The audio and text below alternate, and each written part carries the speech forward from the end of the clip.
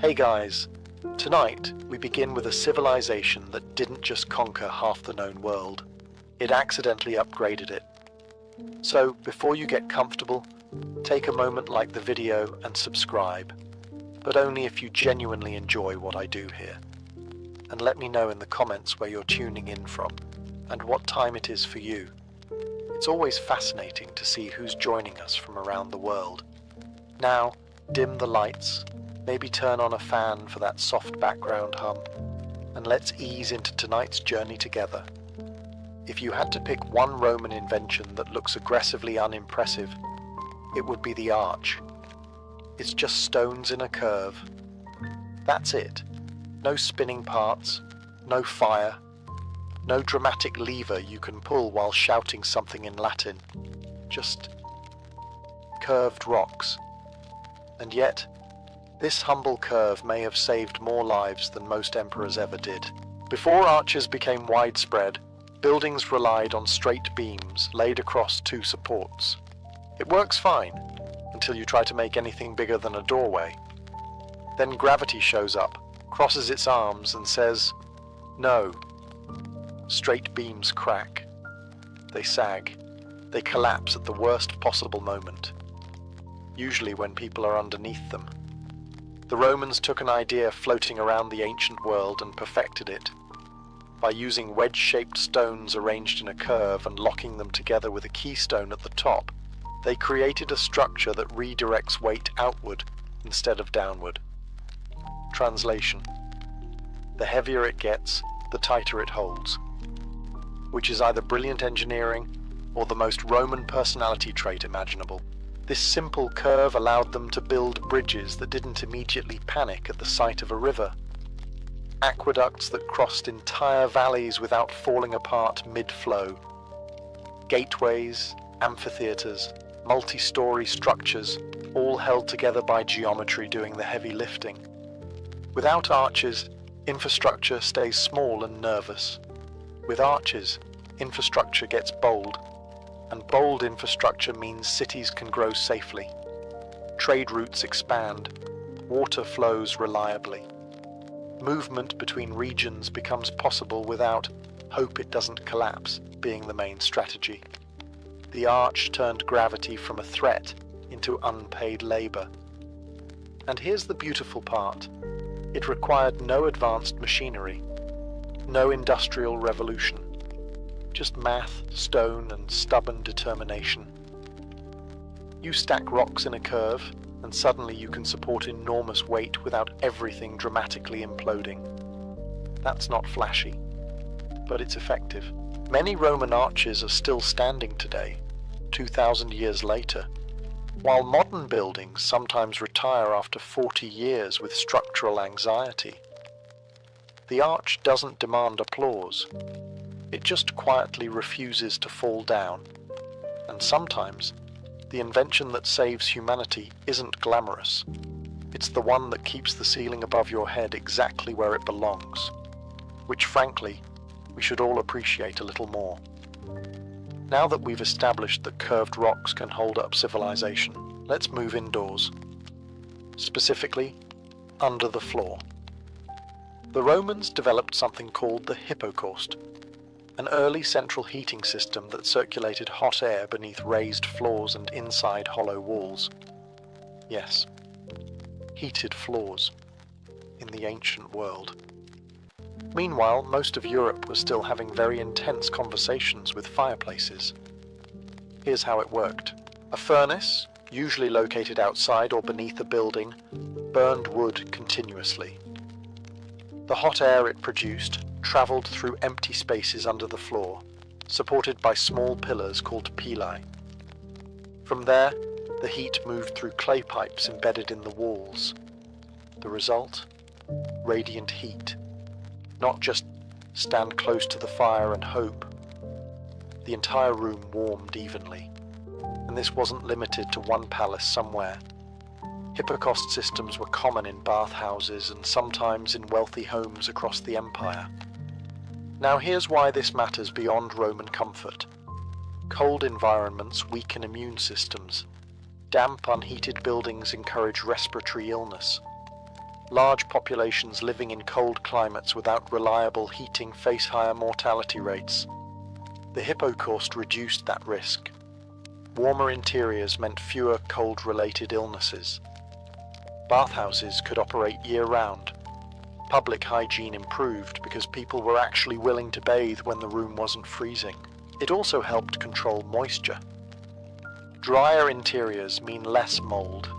Less mold means fewer health issues, which is important when your medical plan mostly involves vinegar and optimism. The engineering behind the Hypocaust also demonstrates something deeper about Roman thinking. They didn't just build for survival, they built for sustainability. Heating entire public spaces encouraged social interaction. It strengthened community ties. It allowed urban life to function in colder regions of the empire. It made expansion into harsh climates more realistic. And that changes demographic survival rates over time. All because someone asked a very Roman question: what if the floor was warm? The Hypocaust wasn't dramatic. It didn't conquer provinces. It quietly improved quality of life at scale. And quality of life improvements increased survival. So while emperors were busy making questionable decisions, Roman engineers were underneath the building, literally, making sure nobody froze to death. Sometimes the innovation that saves humanity doesn't roar. It hums beneath your feet, warmly. Let's talk about something we completely take for granted. Windows, not holes in the wall, actual glass. Before widespread use of glass windows, buildings relied on open shutters, cloth coverings, or thin slices of translucent stone like mica, which is charming until winter arrives and the wind decides to redecorate your living room. The Romans didn't invent glass itself. That credit goes further back. But they industrialized glass production and began using glass panes in windows across bathhouses, villas, and urban buildings. And this is where it quietly becomes life-saving. A glass window allows light in while keeping cold air, rain, and insects out. That means interior spaces stay warmer, drier, more stable, and stable indoor climates reduce illness. In colder provinces of the empire, like Britain or northern Gaul, glass windows helped maintain internal warmth. Combined with Hypocaust systems, they created controlled environments in regions that were otherwise damp and miserable for much of the year. Less exposure to drafts means fewer respiratory infections. Less moisture infiltration means less mold growth. More natural light means better visibility without constant fire use, reducing indoor smoke inhalation. Because let's be honest, ancient indoor air quality was already ambitious. Glass windows also allowed urban buildings to be taller and more enclosed without turning into caves. You could build multi-room structures that retained warmth while still being illuminated during the day. That changes architecture. It changes daily life. It reduces dependence on constant open flames. And reducing open flames in dense wooden cities reduces, well, entire neighborhoods disappearing overnight. So yes, glass windows sound mundane, but they create controlled interior climates. And controlled environments are one of the most important factors in long-term human survival. The Romans understood something subtle. You don't just protect people from enemies, you protect them from the elements. Wind is not a personality trait. Cold is not character building. Moisture is not inspirational. Glass turned buildings from shelters into systems. And when your shelter functions properly, everything else becomes more stable. It's not dramatic. It doesn't involve legions. But it does involve fewer people getting sick, because their living room isn't technically outdoors. And that's the kind of quiet innovation that keeps civilizations alive. Sometimes, saving humanity is as simple as putting transparent rock in a wall and calling it progress. Now let's move from buildings to something far more fragile: knowledge. Before the Romans popularized the Codex, most written works were stored on scrolls. Scrolls are elegant, dramatic, great for theatrical unrolling. They are also wildly inconvenient. If you wanted to reference something in the middle of a scroll, you had to unroll half of it while praying it didn't tear. Finding a specific passage was less efficient research and more archaeological excavation. Then came the Codex. Instead of one long sheet rolled up, the Codex consisted of individual pages bound together along one edge. In other words, the early book. Now this might not sound revolutionary, but it absolutely was. The Codex allowed information to be accessed quickly. You could flip directly to a section. You could write on both sides of a page. You could organize content more efficiently. This improved legal systems, medical references, military manuals, and religious texts, which means it improved survival, medical knowledge preserved more accurately, legal codes standardized more clearly, military logistics recorded more efficiently. The Codex also made copying and distribution easier. Ideas traveled faster, knowledge became portable, and portable knowledge increases resilience. When information spreads effectively, societies adapt faster, they recover faster, they improve systems over generations instead of starting from scratch. The Romans did not invent writing, they did not invent parchment. But by normalizing the Codex format, they fundamentally changed how knowledge was stored and transmitted. And here's the quiet impact. The Codex format was later adopted widely by early Christian communities, helping preserve religious and philosophical texts that shaped Europe for centuries. In other words, this simple binding technique influenced the survival of entire intellectual traditions, all because someone looked at a scroll and thought, there has to be a less annoying way to do this. The Codex doesn't look dramatic, it doesn't conquer territories, but it preserves memory. And memory is civilization's immune system. Without preserved knowledge, each generation starts over. With it, humanity builds upward instead of looping in confusion.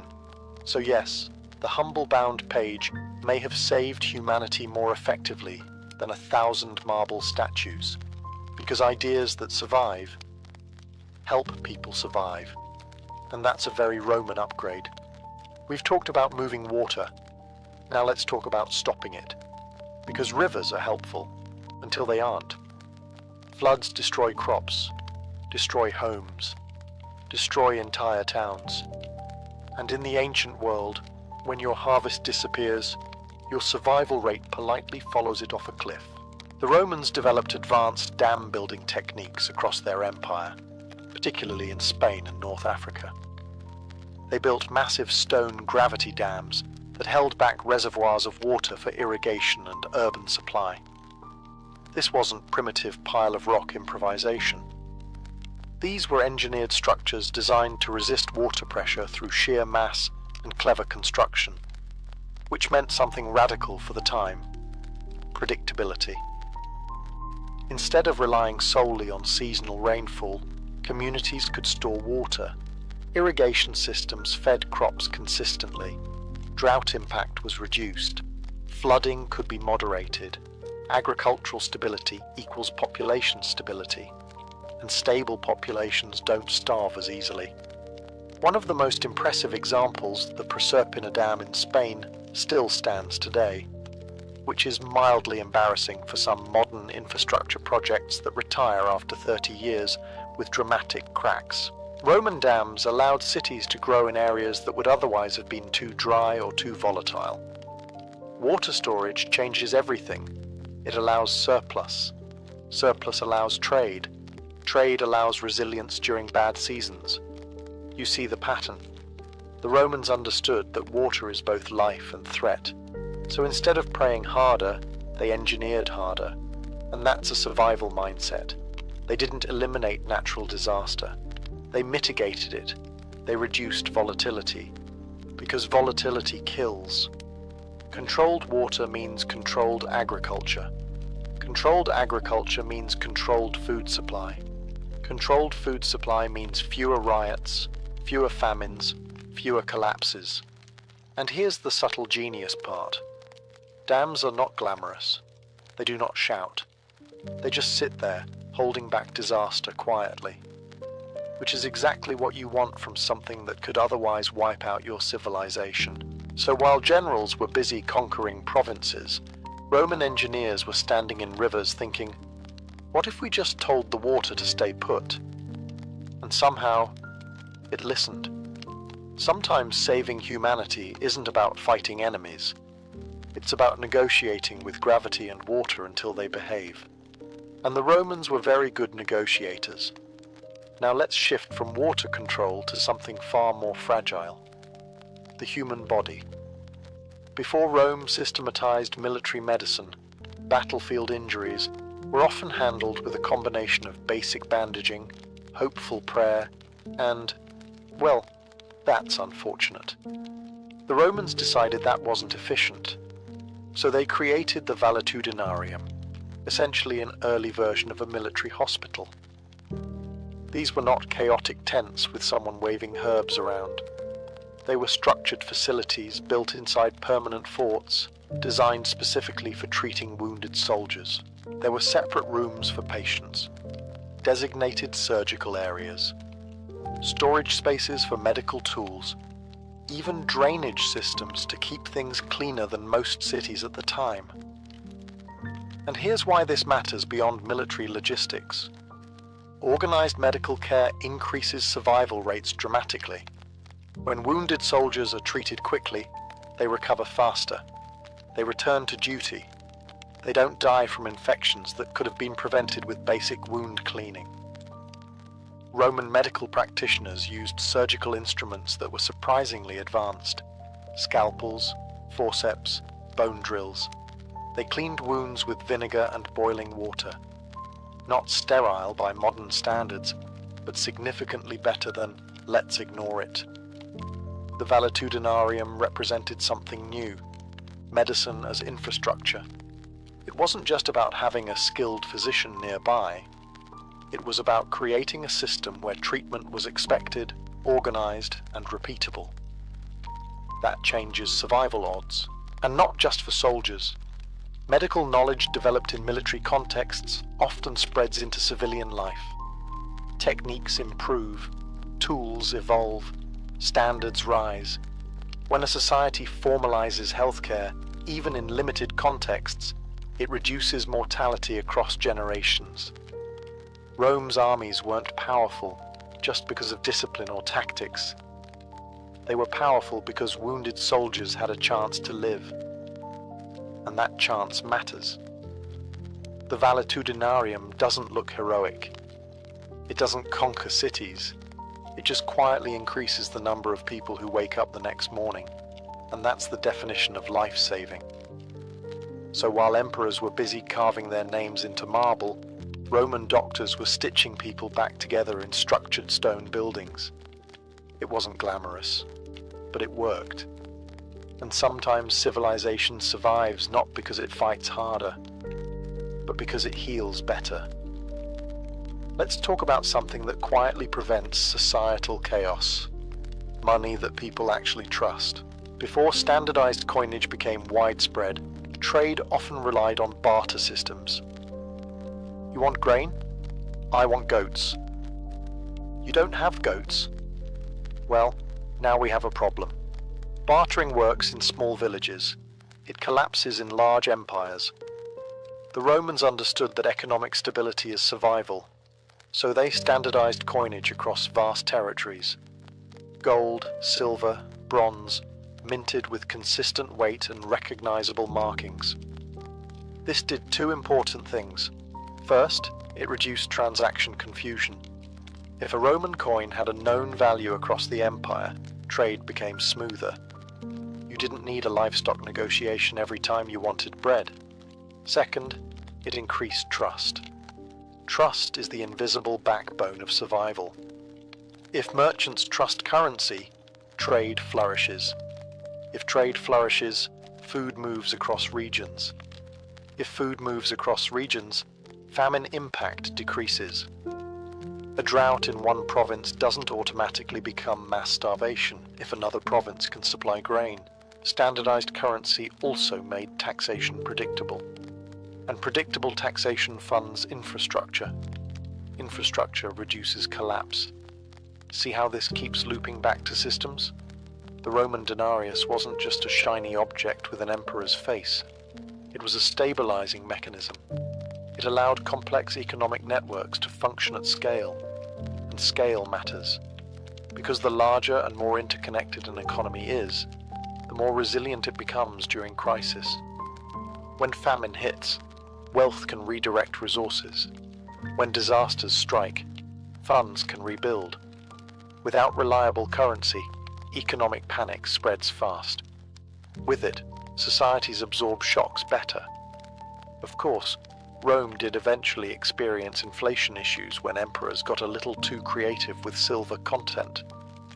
But at its peak, Roman monetary standardization allowed a massive empire to function economically without constant barter-induced arguments. And that's not trivial, because economic instability kills quietly. It starves populations, it fuels unrest, it collapses governments. Stable currency prevents that domino effect. So while Roman roads connected cities physically, standardized coinage connected them economically. And economic connection is survival. Because sometimes humanity isn't saved by swords. It's saved by everyone agreeing that this small metal disc actually means something. Now here's an invention that sounds painfully bureaucratic, but quietly life-saving. The census? Yes. Paperwork. Rome regularly conducted censuses to count its citizens, assess property, and determine military and tax obligations. It sounds administrative. It sounds dry. It sounds like something that belongs in a very boring meeting.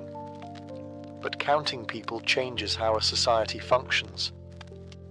If you don't know how many people live in your territory, you cannot plan effectively. You cannot allocate grain properly. You cannot organize defense accurately. You cannot build infrastructure at the right scale. You are guessing. And guessing in large populations leads to shortages. Shortages lead to unrest. Unrest leads to collapse. The Roman census allowed the state to understand its own size. It created a data-driven approach to governance long before the phrase data-driven became annoying.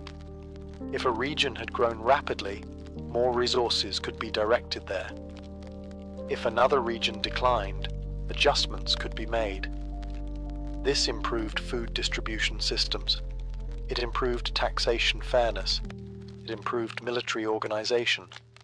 And here's the subtle survival factor: accountability. When citizens are counted, they exist in the system. They are recognized as part of the state's structure. That recognition makes large-scale organization possible. Censuses also allowed Rome to plan urban development. If you know how many people are living in a city, you can better plan water supply, grain storage, and housing. Without population data, cities either underprepare or overextend. Both are dangerous. Underpreparation causes famine and disease. Overextension causes infrastructure collapse. Rome's census was not about curiosity. It was about control. And control, when applied to logistics, stabilizes societies. Of course, it also made tax collection very efficient, which was less exciting for the average Roman citizen. But from a survival standpoint, organized governance increases longevity. Empires that cannot measure themselves tend to implode. Rome measured everything: population, property, military capacity. And while that may sound like paperwork obsession, it prevented chaos at scale, because when you count people, you can plan for them. and when you plan for them, they are more likely to survive. So yes, sometimes humanity is saved not by grand monuments, but by someone writing numbers on a wax tablet and taking it very seriously. Now let's talk about information, because if infrastructure is the skeleton of civilization, information is the nervous system. And the Romans understood something critical. Rumors spread faster than armies. To counter misinformation and keep citizens informed, Rome created the Acta Diurna, essentially a daily public bulletin carved or written on stone or metal and displayed in public spaces. Think of it as the ancient version of a newspaper, without pop-up ads. The Acta Diurna included announcements of laws, military victories, court decisions, public events, even executions. It wasn't gossip, it was official communication, and that matters. When information flows clearly, panic decreases. When citizens understand new laws, they adapt instead of rebel. When trade announcements are public, merchants plan better. When public health warnings circulate, communities respond. Information transparency stabilizes societies. Before structured communication systems, news traveled through word of mouth. And word of mouth is creative. It exaggerates. It distorts. That distortion can cause riots. Rome minimized that risk by making state information visible and standardized. You could literally walk through the forum and read what was happening in your government. Now imagine living in a massive empire without any centralized communication. No official updates. No clarity on leadership changes or legal reforms. Confusion spreads. Confusion leads to unrest. Unrest threatens survival. The Acta Diurna helped reduce that. It wasn't democratic by modern standards. It was controlled communication.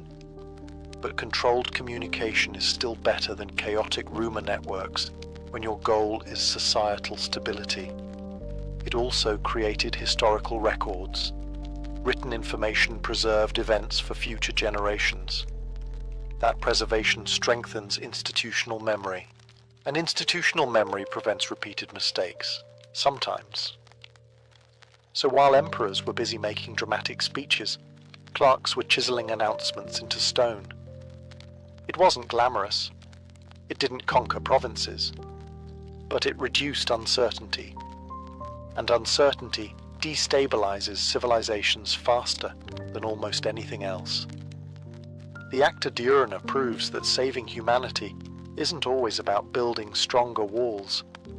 Sometimes it's about making sure everyone knows what's going on, because informed societies survive better than confused ones. Even in togas. We already talked about aqueducts. But here's the part people forget. The Romans didn't just build them, they maintained them. And that distinction may have saved more lives than the arches themselves. See, building infrastructure is impressive. Maintaining it is discipline. Rome established official positions, like the Curator Aquarum, whose entire job was overseeing the water supply. There were inspectors, repair crews, and regulations protecting aqueducts from illegal tapping. Yes, ancient water theft was a thing, and Rome took it seriously. Because clean water is only life-saving if it stays clean. Aqueduct channels were regularly inspected for cracks. Mineral buildup was cleared. Structural weaknesses were reinforced before collapse happened. Preventive maintenance. 2,000 years ago. This reduced contamination risk. It prevented catastrophic breaks that would cut off entire cities from water. It ensured that public fountains and baths kept flowing reliably. And reliability is everything. When water systems fail, disease spreads fast. Panic follows, migration increases, cities destabilize. Rome understood that once you build a life-saving system, you protect it aggressively. They even had laws regulating water distribution, ensuring priority access for public fountains before private homes.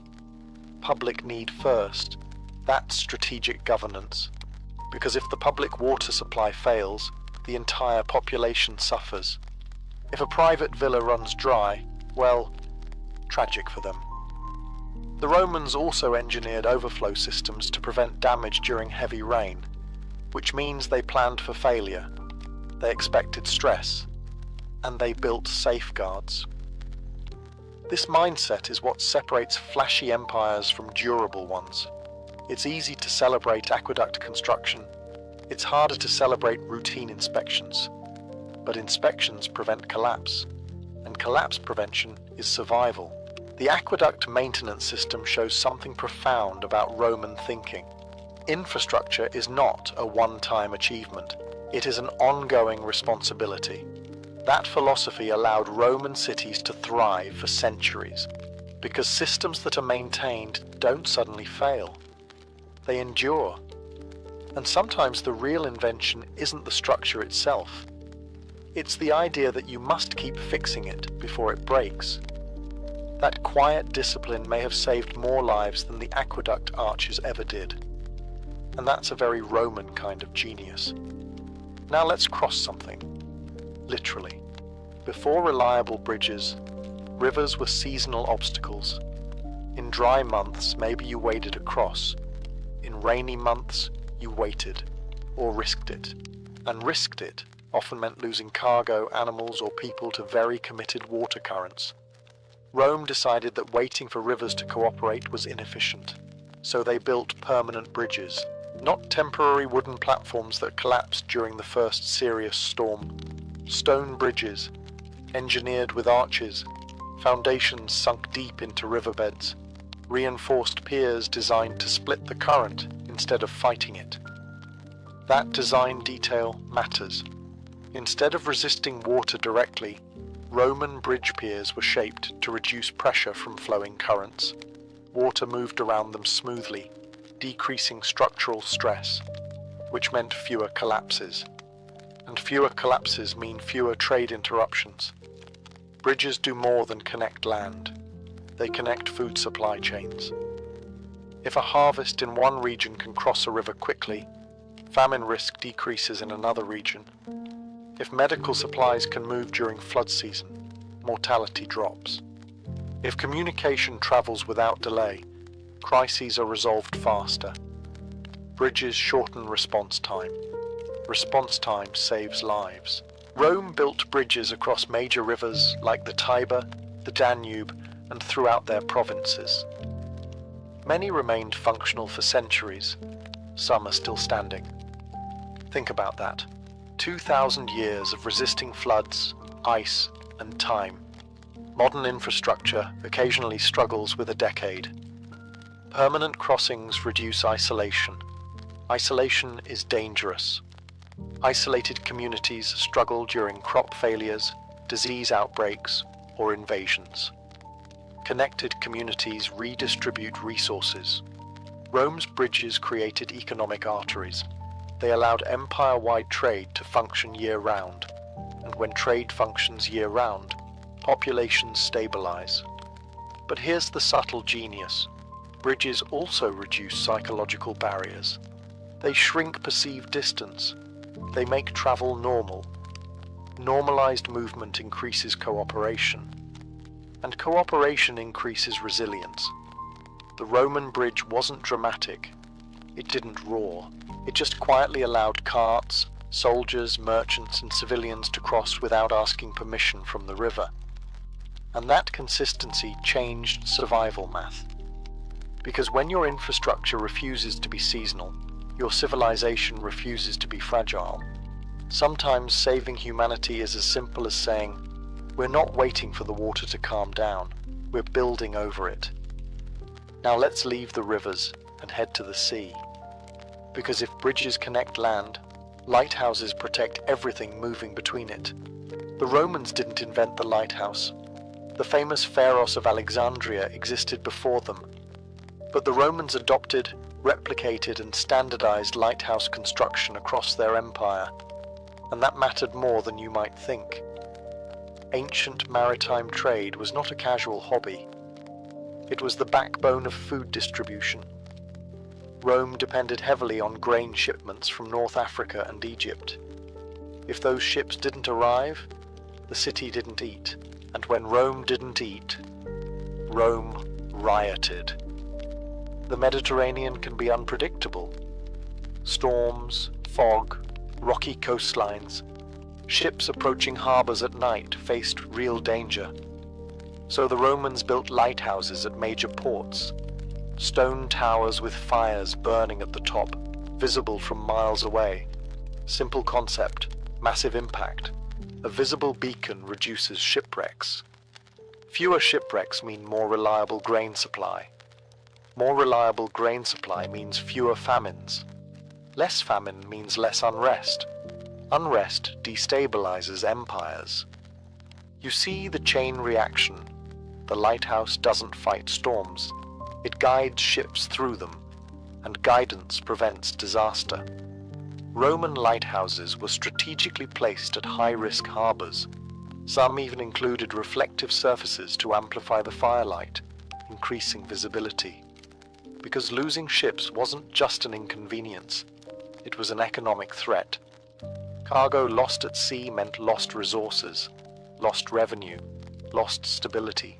Reliable maritime navigation created consistent trade networks. Trade networks reduce regional isolation. Isolated regions starve during crisis. Connected regions adapt. And here's the quiet genius part. The lighthouse doesn't move. It doesn't conquer. It simply stands there, burning consistently, night after night. It's the ultimate symbol of preventative engineering. You don't notice it when things go well. You only notice it when it's missing. And that's the theme of so many Roman innovations. They prevented disaster quietly. They reduced risk before catastrophe struck. Because the smartest way to save humanity isn't always to rescue it dramatically. Sometimes it's to make sure the ship doesn't crash in the first place. All because someone decided that fire, placed high enough, could mean survival. And that's a very Roman solution. Now let's talk about speed. Not gladiator speed, not chariot racing speed, information speed. The Romans created the Cursus Publicus, an official state-run postal and courier system that allowed messages to travel across the empire with surprising efficiency. This wasn't a random guy on a horse hoping for the best. It was organized. Relay stations were placed along major roads. Fresh horses were available at intervals. Couriers carried official documents with authorization seals, allowing them to move quickly and with priority. Which means news could travel hundreds of miles in days instead of weeks. And that changes survival math dramatically. If a frontier province is attacked, the capital knows faster. If a famine begins in one region, grain shipments can be redirected sooner. If disease spreads, warnings can move ahead of it. Delayed communication causes slow response. Slow response causes collapse. Fast communication reduces damage. The Roman postal system didn't just deliver letters, it delivered coordination. And coordination is what keeps large systems from breaking apart. Imagine managing an empire stretching across continents without a reliable communication network. Governors would act independently. Decisions would conflict. Resources would be misallocated. Chaos grows in silence. Rome minimized that silence. By ensuring that messages moved predictably and efficiently, they strengthened administrative control. They reduced uncertainty between provinces. And uncertainty destabilizes societies. The Cursus Publicus also helped to standardize information. Orders were written, sealed, and traceable. That reduced misunderstandings and prevented rumor-based governance. Because rumor is fast, but organized speed is faster. The system required infrastructure, maintained roads, relay stations, official oversight. Again, it wasn't flashy, it was systemic, and systemic thinking prevents fragmentation. When regions stay connected to the center, unity lasts longer, and unity increases survival probability. The Roman postal system reminds us that sometimes the difference between stability and collapse is not military strength, it's response time. Because if help arrives too late, it doesn't matter how powerful you are. The Romans understood that empire isn't just about conquering territory. It's about keeping that territory informed, and informed territories survive longer than isolated ones. All because someone decided that horses, placed strategically, could hold civilization together, which, in a way, they did. Now here's something the Romans rarely get credit for. They built backups, not metaphorical backups. Actual physical redundancy. Multiple aqueducts feeding the same city. Multiple grain sources supplying the same population. Multiple roads connecting the same regions.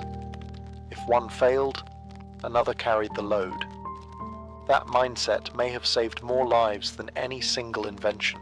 Take Rome itself. The city wasn't dependent on one aqueduct. It had several. If one was damaged during war or earthquake, water didn't immediately disappear. That's resilience. If one grain shipment was delayed, another province could compensate.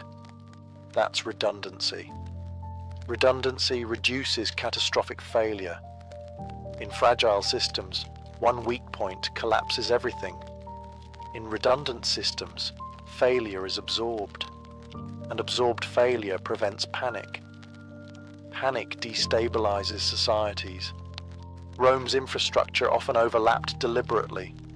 Roads intersected, supply chains overlapped. Administrative roles had deputies. Even military command structures were layered. It wasn't about optimism, it was about expectation.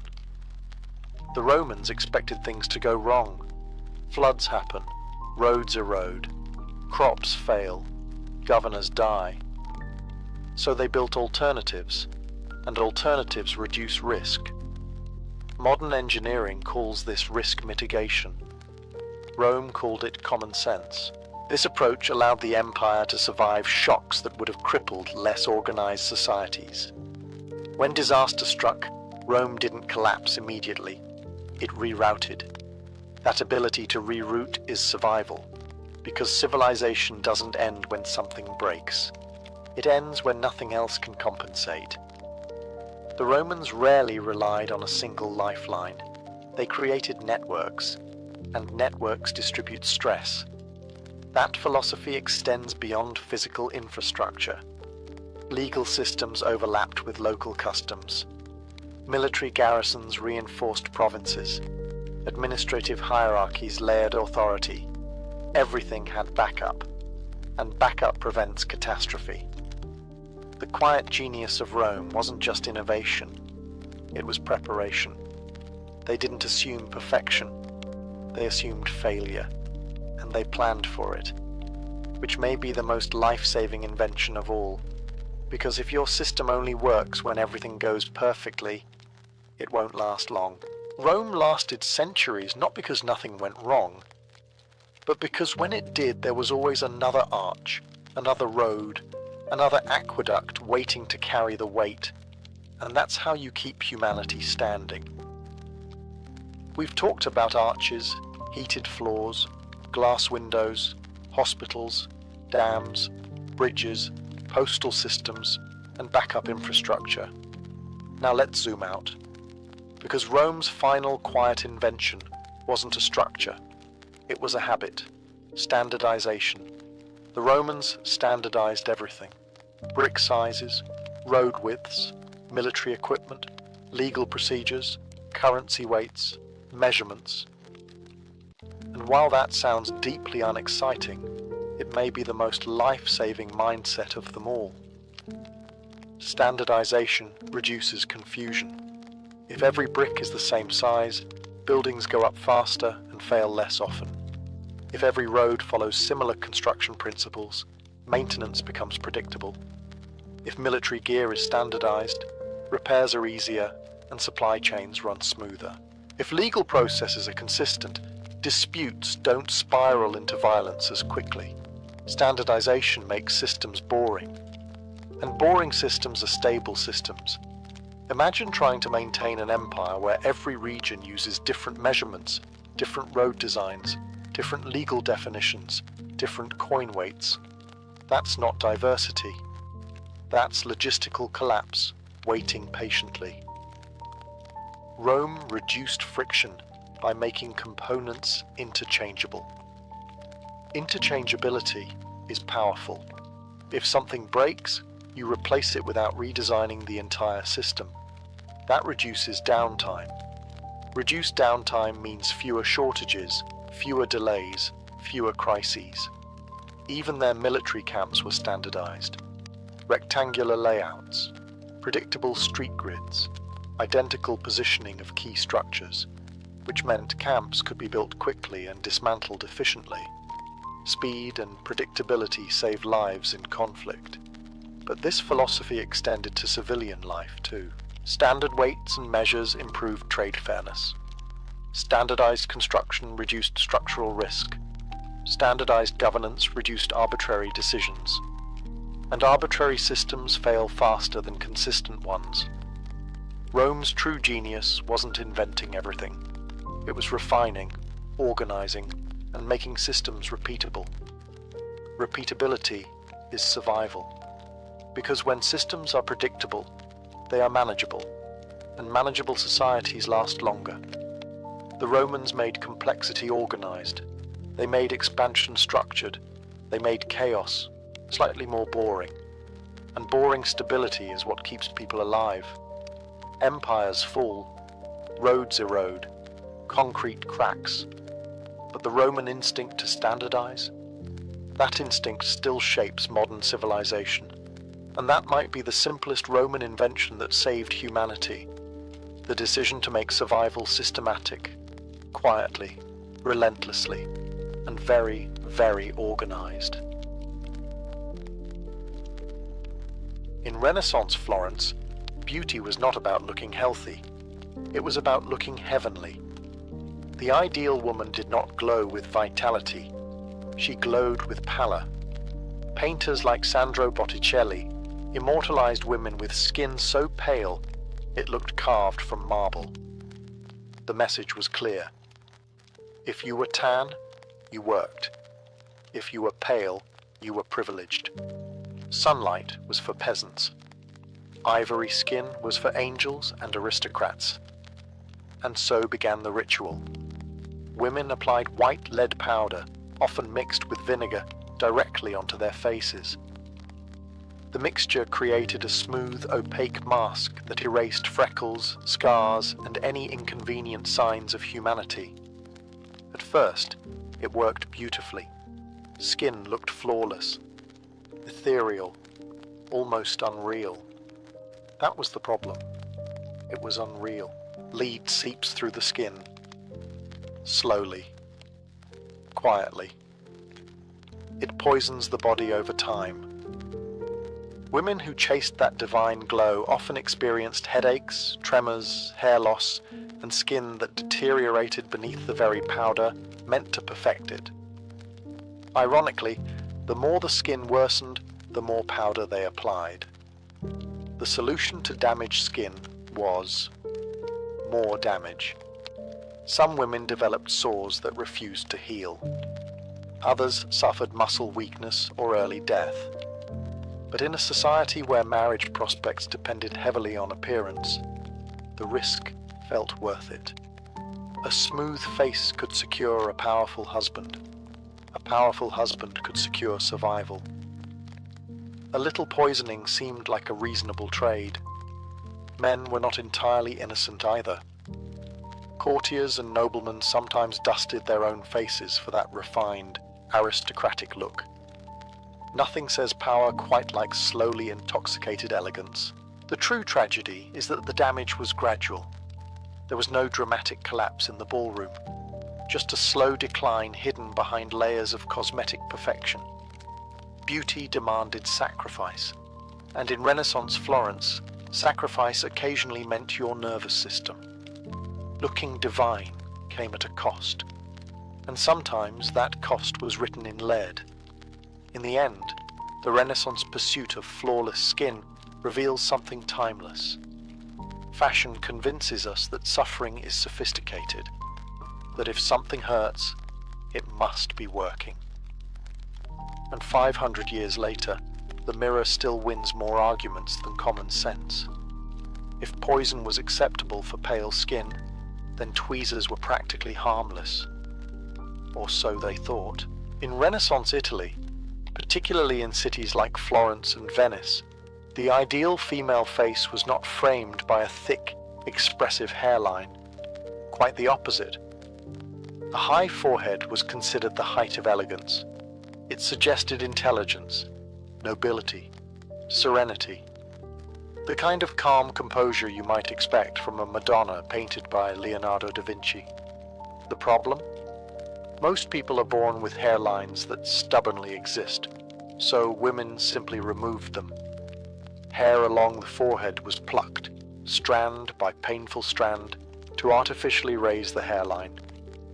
Eyebrows often followed. A smooth, expansive forehead became a blank canvas of aristocratic perfection. The larger the visible brow area, the closer one appeared to artistic ideals circulating in portraits and frescoes. This was not a one-time effort. Hair grows back, which meant regular maintenance, hours of plucking, sometimes assisted by corrosive pastes made from quicklime or arsenic compounds, to permanently weaken hair growth. Because if you are going to suffer, you might as well suffer efficiently.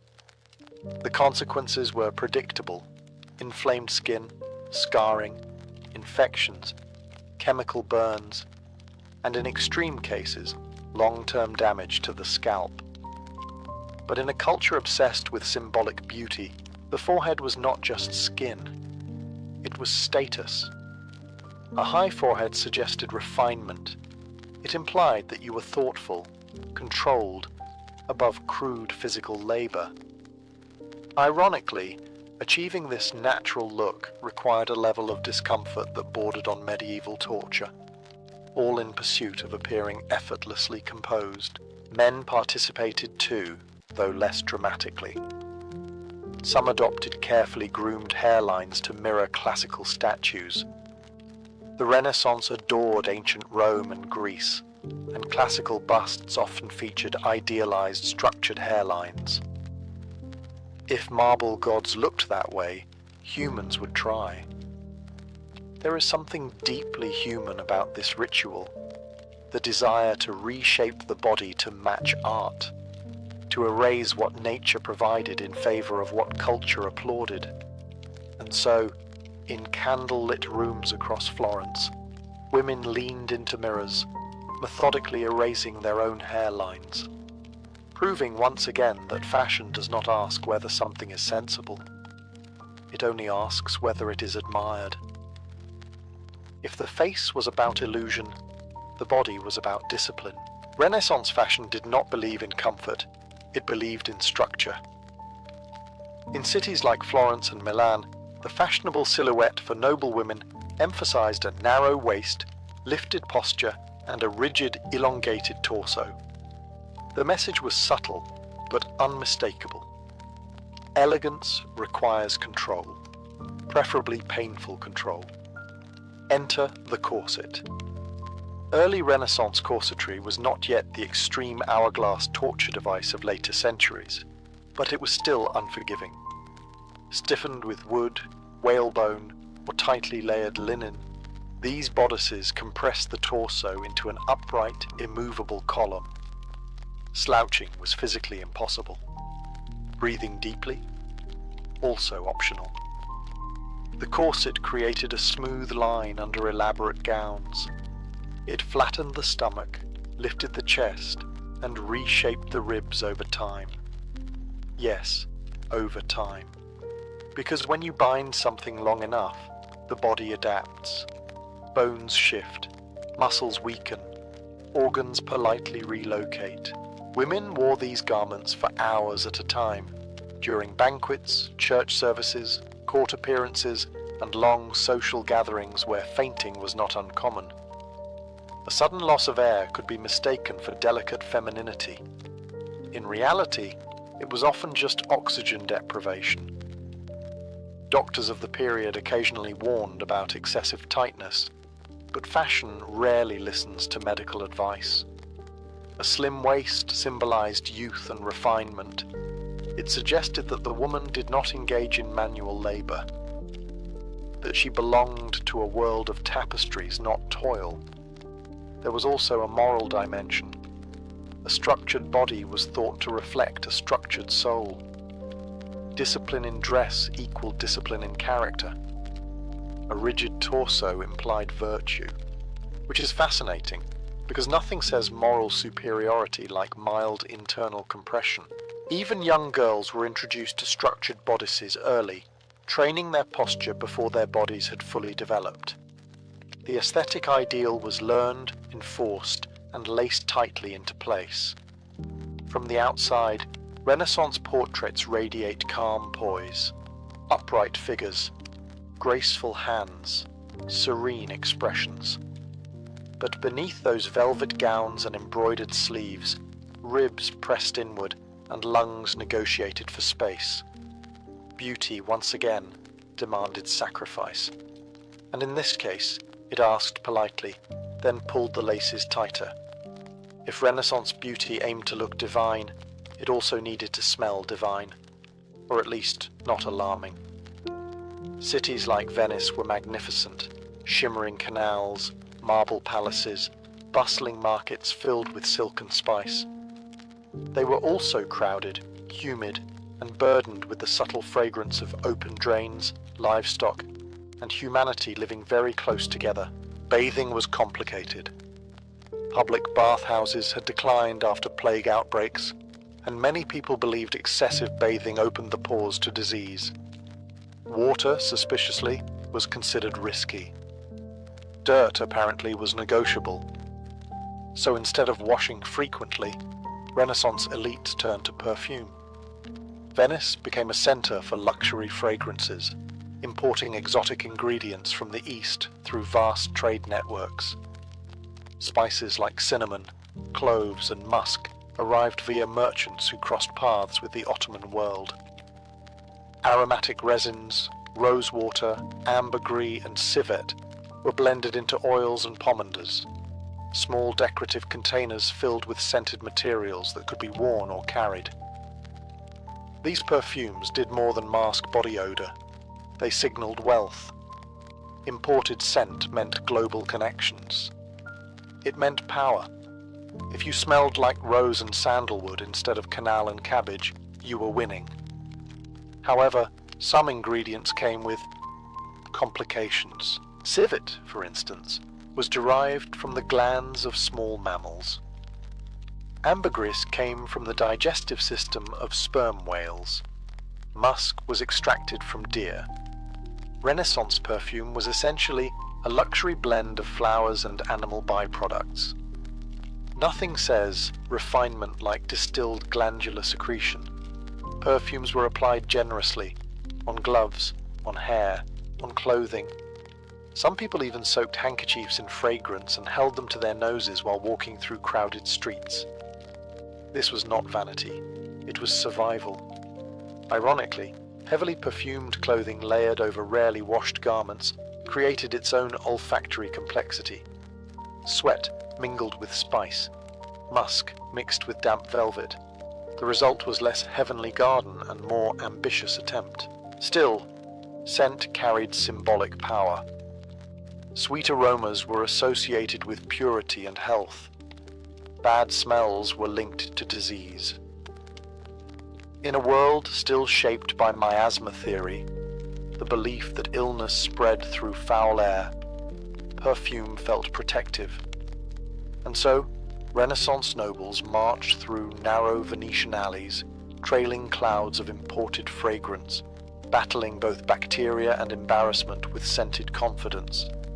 Because if you could not eliminate the smell, you could at least overwhelm it, preferably with something that traveled halfway across the world to meet your neck. If pale skin and structured waists signaled refinement, the eyes were where true power lived. Renaissance beauty ideals favored large, luminous eyes, wide, soft, and slightly glassy, the kind of gaze that made you look contemplative, romantic, possibly touched by divine inspiration. Artists across Italy emphasized bright, expressive eyes in portraits, reinforcing the idea that beauty radiated from the gaze. And if your eyes did not naturally cooperate, there were solutions, questionable ones. One popular cosmetic involved drops made from Belladonna, a plant whose name literally means beautiful woman in Italian. The plant contains atropine, a compound that dilates the pupils.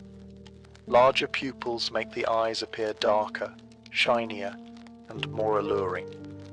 The effect is subtle, but striking. Suddenly your gaze looks intense, hypnotic, almost theatrical. The problem is that Belladonna is poisonous. A few drops could blur vision for hours. Repeated use could lead to light sensitivity, chronic eye damage, or even blindness. But in candlelit salons and private chambers, temporary blindness was apparently a reasonable exchange for dramatic allure.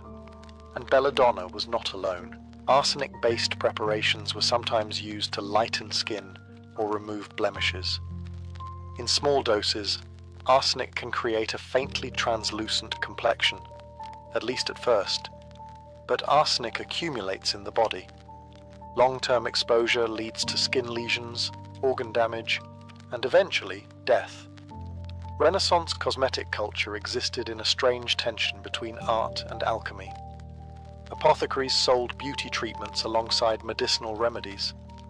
The line between healing and harming was thin, and often poorly understood. Women were not entirely naive. Many recipes circulated in handwritten beauty manuals, passed quietly among noble households. Some warned about dosage. Others offered elaborate instructions to purify toxic ingredients. But the underlying truth remained. Achieving an otherworldly look sometimes required substances that were, quite literally, otherworldly in their danger.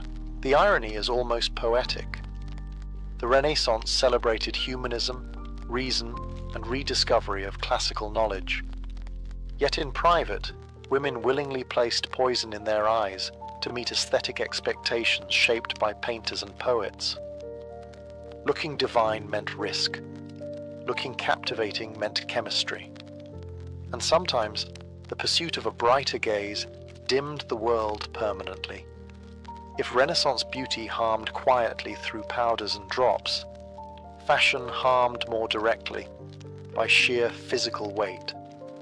In cities like Florence and Venice, clothing was not just fabric, it was architecture. Noble women wore layers upon layers, linen chemises, stiff bodices, heavy velvet gowns, embroidered overdresses, fur-lined cloaks, and elaborate sleeves that could be detached and reattached depending on the occasion. Dressing was less getting ready and more being assembled. Velvet was particularly prized. Imported silk threads and rich dyes made it luxurious and expensive. Deep reds, royal blues, and shimmering gold embroidery signaled wealth instantly. The richer the fabric, the louder the statement. You were not just present, you were financially undeniable. But velvet is heavy.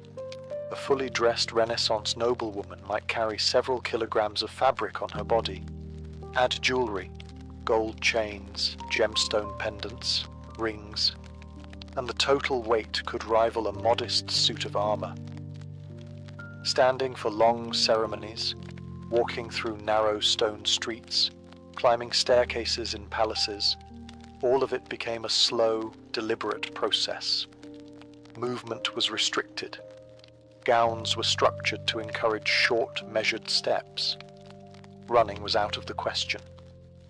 Even sitting required careful arrangement of fabric to avoid crushing the silhouette. Grace was not natural, it was engineered by limitation.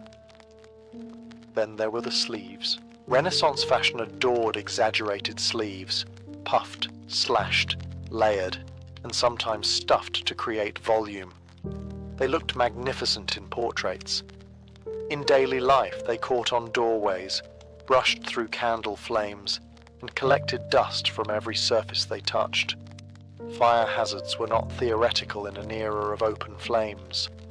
Sumptuary laws attempted to regulate who could wear what. Governments in Italian city-states passed rules limiting certain fabrics and colors to specific social classes. Clothing was political. It declared your rank before you spoke, and so women carried their status literally on their shoulders.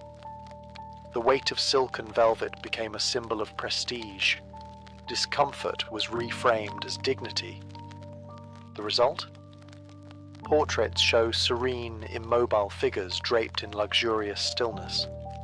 What they do not show is the muscle fatigue, the restricted breathing beneath layers, the quiet endurance required to appear effortlessly magnificent. In Renaissance fashion, elegance was measured not only in beauty, but in how much weight you could carry without complaint. If pale skin signaled nobility, golden hair signaled something even higher, almost mythic beauty. Across Renaissance Italy, particularly in Venice, blonde hair became intensely fashionable. Artists painted women with shimmering, sunlit locks cascading over embroidered gowns. Fair hair was associated with youth, purity, and divine radiance. If angels had hair, surely it was golden. Unfortunately, not everyone was born angelic, so women improvised.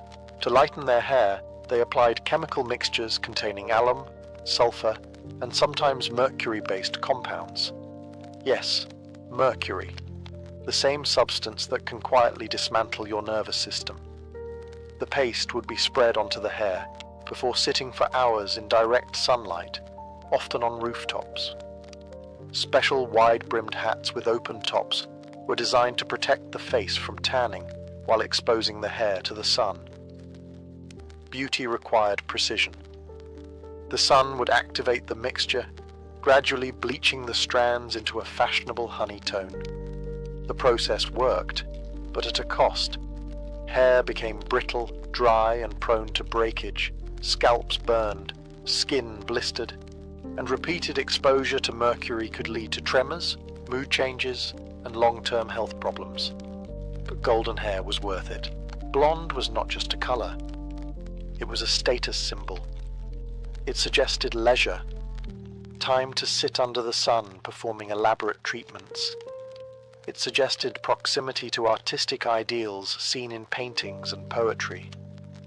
Dark hair might have been natural, but gold was aspirational. Venetian women became especially associated with this look.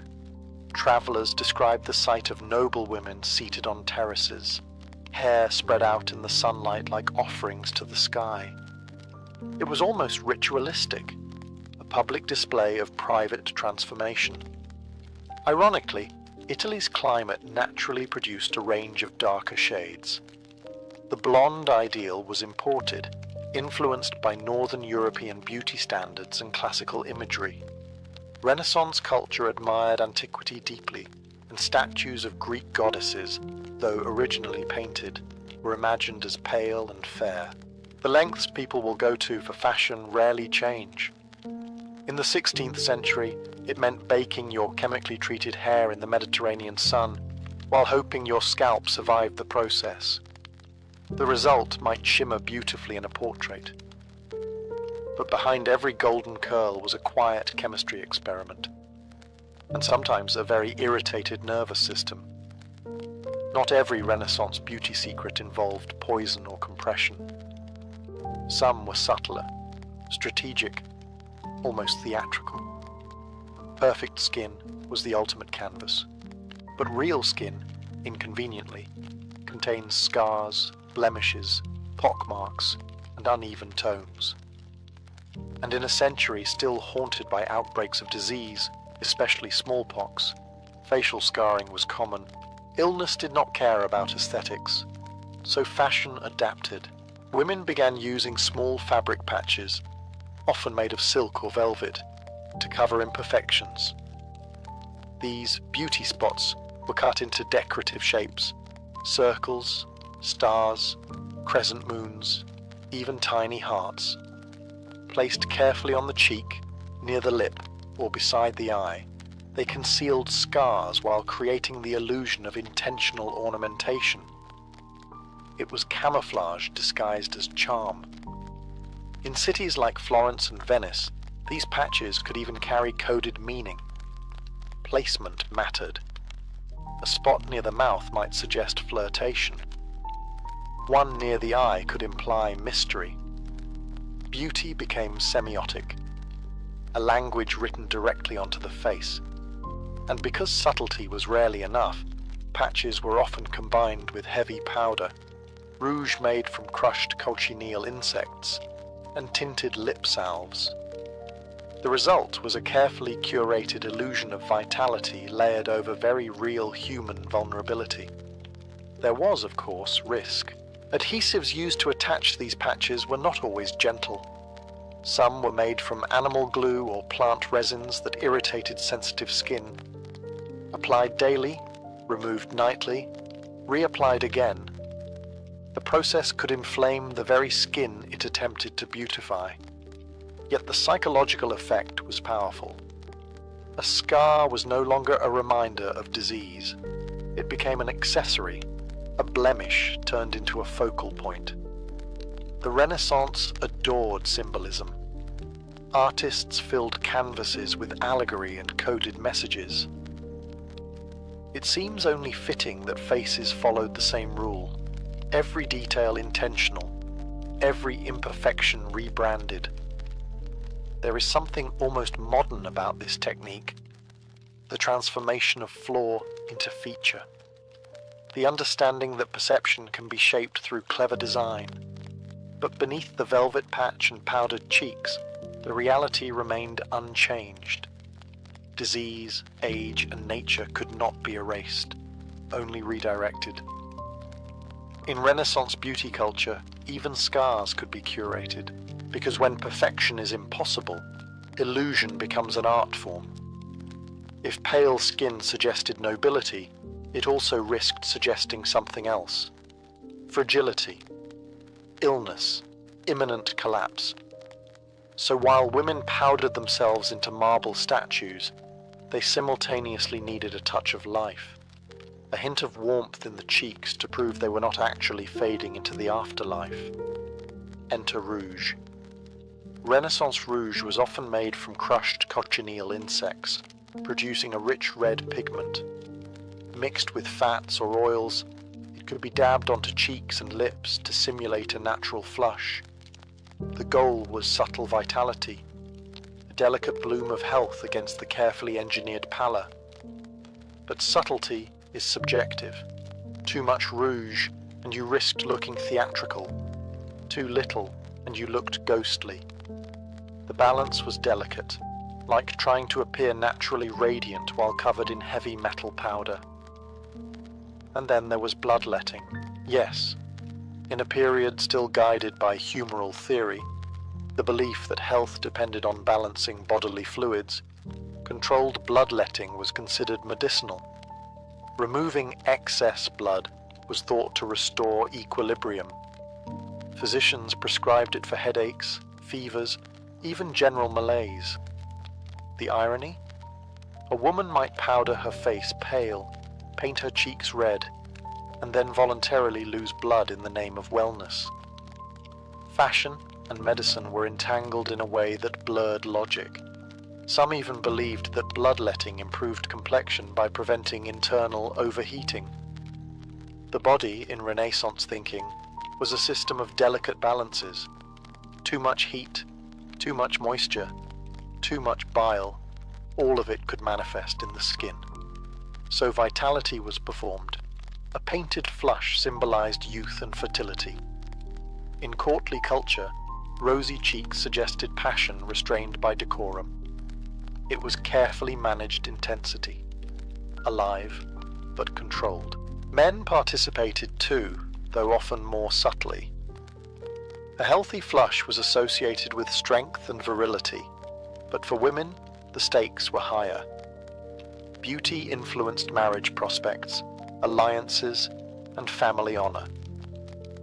The performance of health became a daily ritual, pale enough to signal privilege, rosy enough to signal life, balanced carefully between saint and seductress. From a distance, Renaissance portraits radiate serene vitality, soft color in the cheeks, luminous skin, composed expressions. What they rarely show is the choreography behind it. Powders layered over skin, pigments dabbed precisely, and occasionally a physician waiting nearby with a basin. Because in the Renaissance, even looking alive required planning. By the spring of 1453, the ancient city of Constantinople was no longer the glittering capital it once had been. It was tired, thinned out, surrounded. For more than 1,000 years these walls had held. Built under Theodosius II, the massive triple-layered defences had repelled Persians, Arabs, Bulgars, and Rus. They were considered nearly invincible, a stone declaration that the Roman Empire, at least in the east, would endure. But empires age. By the time Constantine XI Palaiologos took the throne, the so-called Eastern Roman Empire had shrunk to little more than the city itself and a few scattered territories. Once it commanded the Mediterranean. Now it struggled to fill its own battlements with soldiers. Across the strait, a young sultan prepared to change history. Mehmed II was barely in his early 20s, but he carried an ambition far older than himself. He did not merely want the city, he wanted legitimacy. He wanted to be Caesar.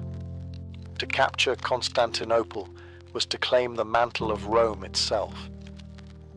He assembled a massive army, seasoned janissaries, Anatolian infantry, Balkan levies, and most ominously, he brought something the walls had never faced before in such scale: colossal cannons.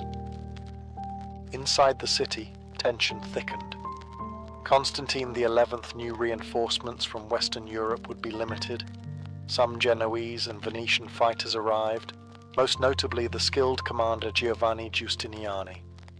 But the Christian powers of Europe were divided, distracted, cautious.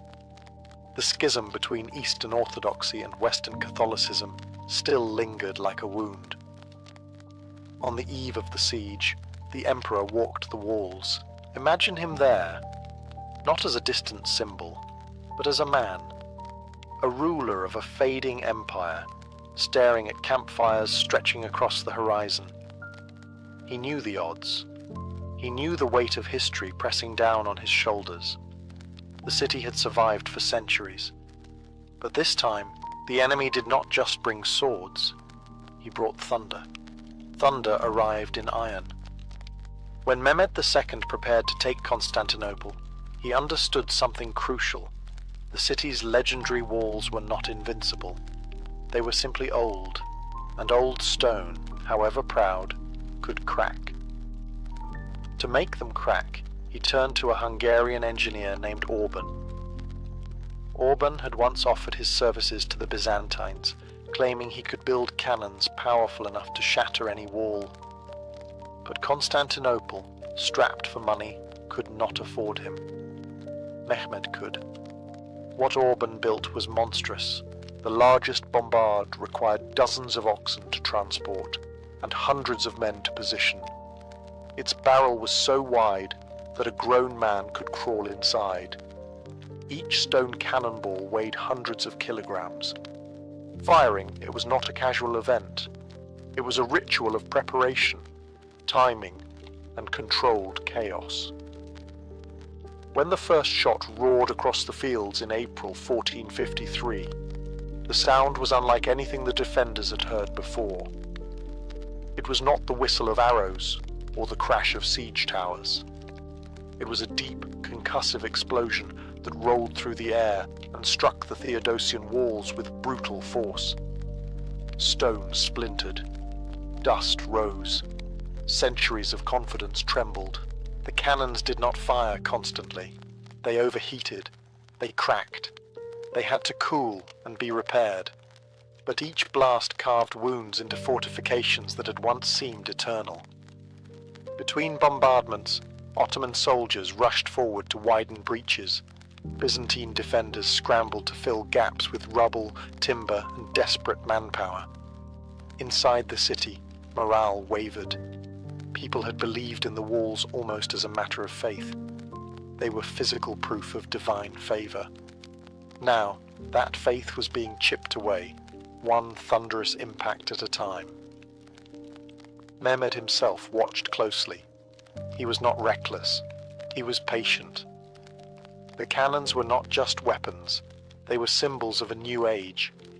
Medieval warfare, with its reliance on impregnable fortresses, was giving way to gunpowder empires.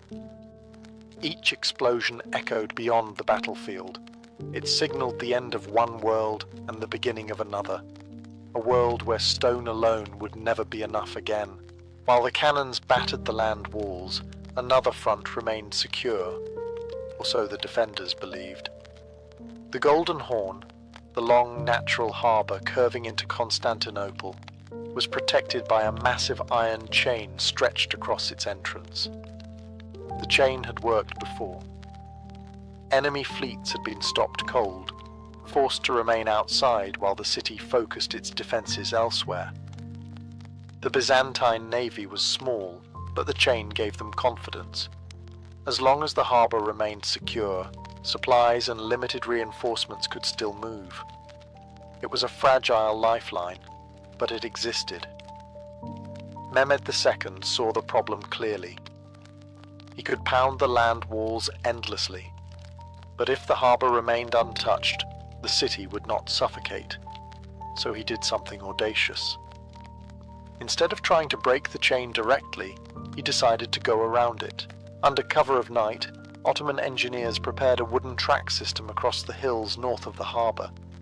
Logs were greased, pathways were cleared, and then, in one of the most astonishing logistical feats of the siege, dozens of Ottoman ships were dragged overland. Not sailed, dragged. Imagine waking at dawn inside the city and hearing rumours spread through the streets. Ships in the harbour. Impossible. But when citizens climbed the walls and looked out, there they were.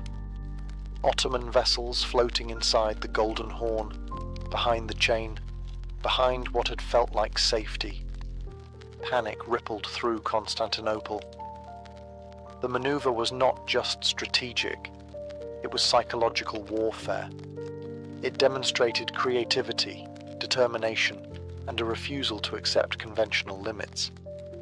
Mehmed was not merely besieging the city, he was outthinking it. Now the defenders had to split their forces further. Cannons roared on the land side. Ottoman ships threatened from within the harbour. Every wall felt thinner, every soldier more stretched. The Golden Horn had once symbolized protection. Now it symbolized vulnerability. The siege tightened like a fist. And for the first time, even the most optimistic citizens began to understand something unsettling. This was not just another siege in a long history of sieges. This one was different. This one was relentless. As the walls shook and Ottoman ships appeared in the Golden Horn, something else intensified inside Constantinople. Faith. When military solutions begin to fail, people turn to heaven. The city had long believed itself protected by divine favor. It was not just a capital, it was the new Rome, the heart of Eastern Christianity. Its great cathedral, Hagia Sophia, stood as both architectural wonder and spiritual fortress. Massive domes rising above marble columns, mosaics shimmering in candlelight. It felt eternal. But eternity suddenly seemed fragile. In the weeks leading up to the final assault, religious processions wound through the streets. Icons were carried along the walls. Priests chanted prayers for deliverance. Citizens wept openly. Some believed the Virgin Mary would intervene as she had in earlier sieges. Others feared that the city's sins had finally outweighed its sanctity. There was also tension beneath the prayers. Years earlier, in a desperate attempt to secure Western aid, Byzantine leaders had agreed to a controversial union between the Eastern Orthodox Church and the Roman Catholic Church. Many citizens resented this compromise. They saw it as betrayal. The theological divide between East and West was not easily bridged. Now, facing annihilation, those divisions felt painfully irrelevant. On the evening before the final assault, Constantine XI Palaiologos entered Hagia Sophia for what would become the last Christian liturgy held there as an imperial cathedral. Nobles, soldiers, clergy, and common citizens gathered together. Greeks and Italians, supporters of union and opponents alike. For a brief moment, unity replaced argument. The emperor reportedly asked forgiveness for any wrongs he had committed. Communion was shared. Candles flickered beneath the vast dome.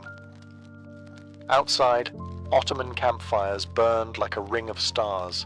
It is easy to focus on cannons and tactics, but that night was about something quieter. The recognition that a world was ending. Some still hoped for a miracle. Others understood that miracles sometimes arrive in forms no one expects.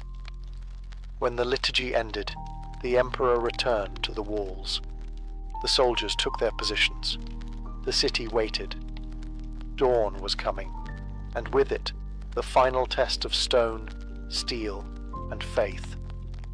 Before dawn on the 29th of May, 1453, the silence outside Constantinople broke. Drums thundered. War cries rose. Torches flickered in the early darkness. Mehmed II had given the order. The full assault would begin. The attack came in waves. First, irregular troops surged forward. Lightly armed fighters sent to exhaust the defenders and test weak points. They climbed ladders, hurled themselves at breaches, and fell beneath arrows, stones, and gunfire. Behind them came better-trained Anatolian soldiers, pressing harder, forcing the Byzantines to spend precious strength holding crumbling sections of wall. At the center of the defense stood Constantine XI Palaiologos and his most capable foreign ally, Giovanni Giustiniani. They focused their efforts near the gate of St. Romanus, where earlier cannon fire had done the most damage. The fighting was brutal and intimate. Smoke filled the air. Shouts and metal clashed in the narrow breaches. Bodies piled in the rubble where ancient stone met modern gunpowder. Each time Ottoman troops pushed through, they were forced back.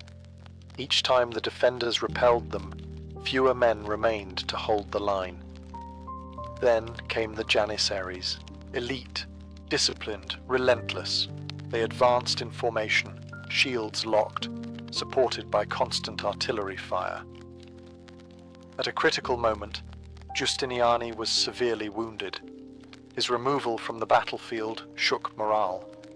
Some defenders began to pull back. Coordination faltered. In siege warfare, morale can break before walls do. Amid the chaos, a small gate, possibly left unsecured or forced open, allowed Ottoman soldiers to slip inside. The banner of the Sultan was raised atop the walls. Once that symbol appeared, psychological resistance collapsed. Constantine XI, refusing to flee, is said to have cast aside his imperial regalia and charged into the fighting as an ordinary soldier. He was never conclusively identified among the dead. The last Roman emperor disappeared into the smoke of battle. By mid-morning, the city was lost. The walls that had stood for a millennium had finally yielded, not to patience alone, but to innovation, persistence, and overwhelming force. A chapter of history closed in blood and dust, and a new empire stepped through the gates. By the time the sun rose fully over Constantinople, the banner of Mehmed II flew above the walls. The fighting had ended. The empire that once called itself Rome had vanished in a single morning. As was customary after a successful siege, the city was subjected to hours of looting. Soldiers flooded through streets that had echoed with Greek hymns the night before. Homes were broken open, churches stripped, citizens taken captive. It was brutal, chaotic, and tragically predictable for medieval warfare. Yet Mehmed did not intend to reduce Constantinople to ruins. When he entered the city later that day, accounts describe a ruler both triumphant and deliberate. He rode through streets lined with devastation, but saw something beyond it: opportunity. He did not want a destroyed capital. He wanted a new one. He made his way to Hagia Sophia. The great cathedral, once the heart of Eastern Christendom, stood silent. Mehmed ordered it converted into a mosque. Islamic prayer was recited beneath the massive dome. The transformation was symbolic and immediate. The spiritual center of Byzantium now belonged to the Ottomans, but the building itself was preserved. That decision mattered. Rather than raze the city, Mehmed sought to repopulate and rebuild it. He invited Muslims, Christians, and Jews from across his expanding empire to settle there. Artisans, merchants, scholars, all were encouraged to return life to the emptied streets. Constantinople would not disappear. It would become Istanbul, the beating heart of a rising Ottoman Empire that would stretch across 3 continents. The fall was not just destruction, it was transfer. Administratively, culturally, and religiously, the city shifted identities. Greek-speaking imperial bureaucrats were replaced by Ottoman officials. Churches became mosques, though some Christian communities were allowed to continue under Ottoman oversight. The Patriarch of the Orthodox Church was reinstalled, but now under the Sultan's authority.